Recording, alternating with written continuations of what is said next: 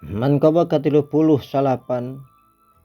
nyarioskeun unggal datang taun anyar sok uluk salam ka anjeunna jeung sok nyaritakeun naon anu bakal kajadian dina taun eta.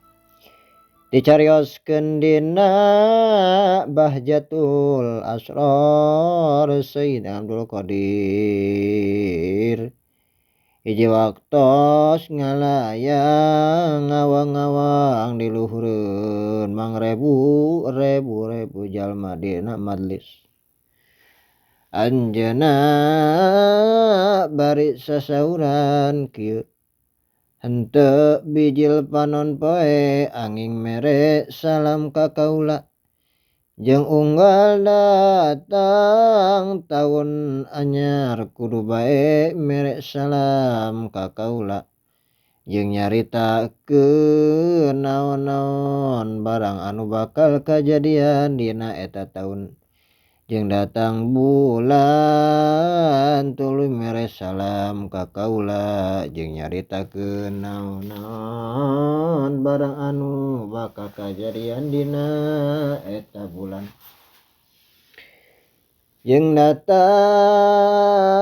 minggu jeung poena mere salam ka kaula jeung nyaritakeun naon-naon barang anu bakal kajadian dina eta minggu jeung poe. Demi kamulyaan Pangeran kaula, jalma-jalma anu bagya anu cilaka kabeh diasongkeun ka kaula.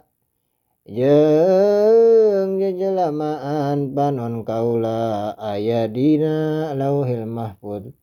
Jeung kaula teuleum dina lautan ilmuna Allah. Jeung lautan musyahadah. Jeung kaula hujjahna Allah ka maraneh.